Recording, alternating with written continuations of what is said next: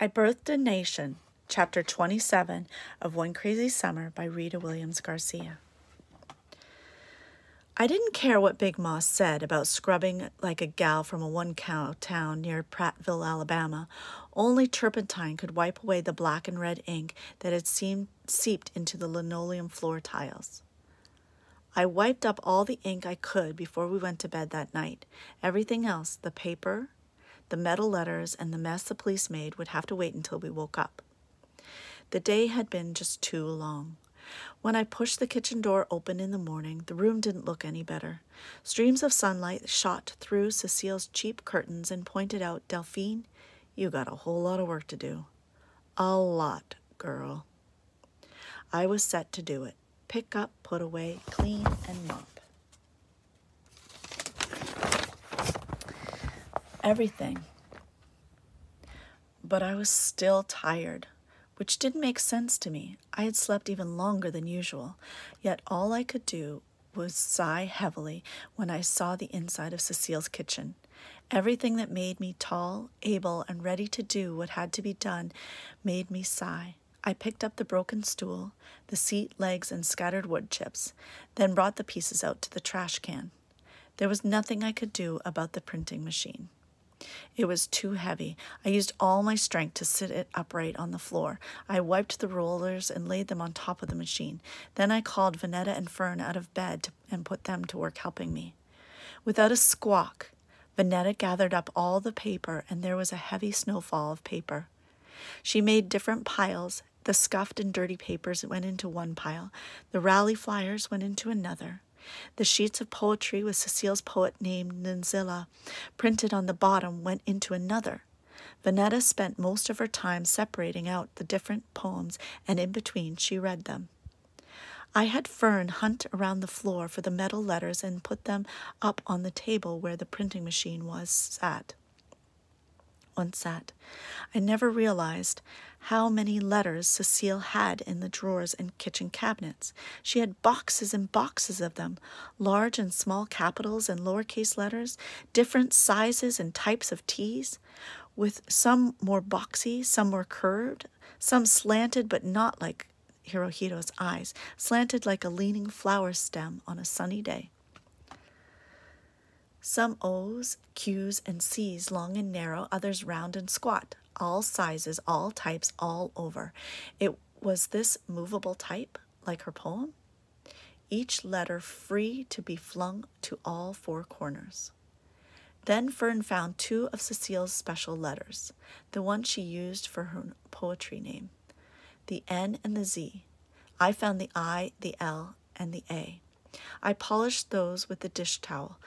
These were a special type. Tall and curved, hooks on the ends, and the Z coiled back to strike like a snake. In all her collections, these were the only letters of this kind. I wouldn't be surprised if she had thrown out the other 21 letters, or if these were the only ones she had bought, just so that only her name could be spelled out with these letters. I mopped the floor once the papers, letter blocks, and mess had been cleared away. We brought all the letters and boxes into the living room and spread out the tablecloth. We spent the rest of the afternoon sorting through Cecile's letters. It was like a game. Finding the right letters, the right type, the right size, I put the Anzilla letters in one box by themselves.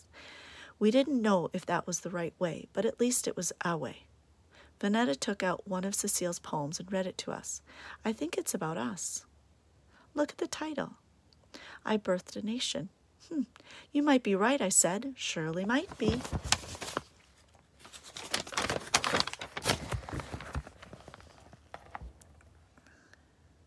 Vanetta said, "We should do this poem." She read it again. It was a good poem for reciting out loud. The same way We Real Cool was a good poem for reciting. And then we joined her, each of us taking a line, one after the other. Then we chose our own stanza, but recited the last one together. We decided Cecile's poem was in a way like Dry Your Eyes. We decided that it was about Mother Africa losing her children like Cecile had lost us. I didn't remind my sister that Cecile had left us. Then there was a knock on the door and we froze. We remembered. We were in Cecile's green stucco house where the Black Panthers had come and the police had come, and Cecile had been arrested, and we were supposed to be the Clark sisters down the street. Not Cecile's daughters reciting her poems in her house. We became like spies. I mouthed, "Be quiet," and hoped whoever was at the door would go away. They knocked again. I put my finger to my lips. Then Vanetta popped up her head and looked through the curtain. "It's Hirohito," she cried out loud. "With an Oriental lady." I didn't know what to be. Mad at Vanetta for being her Hirohito crazy self, relieved it was Hirohito, or nervous about the lady. I cracked the door open. Hirohito said loudly, "Open up, Delphine. It's me and my mom." His mother? I looked at my sisters. My sisters looked at me. Vanetta flapped her arms wildly, wanting me to open the door. I didn't want to, but I did anyway. Hirohito's mother was holding a pan with tinfoil over it. Then I felt rude and stupid. "Hello," I said. "You can come in, but my mother isn't home." I had never said that to anyone before. My mother, in a real way. Vanetta and Fern were all smiles. I closed the door quickly after they stepped inside. "I know your mother isn't home, Delphine," Hirohito's mother said. "I know." "She'll be home soon," I said. "Maybe tomorrow." The truth was, I didn't know anything about Cecile and why they had taken her or how long she would be gone. "Look, my mom made this food and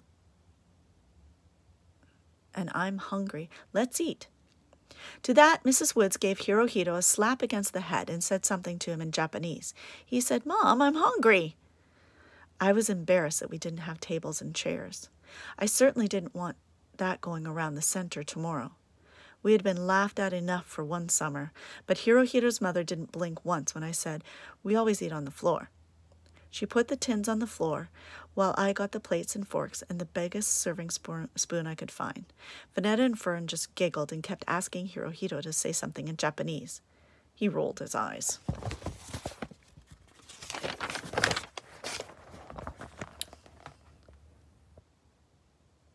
We sat down and ate fried pork chops, rice, and string beans. I wanted to eat nicely like Mrs. Woods ate, but I ate hungrily like Cecile. Hirohito ate hungrily also. He scooped more rice and string beans onto his plate, and seeing that I was nearly done, he scooped more rice and string beans onto mine. I couldn't look up at him. I just ate. Mrs. Woods says, "We know the same things. We have to stick together."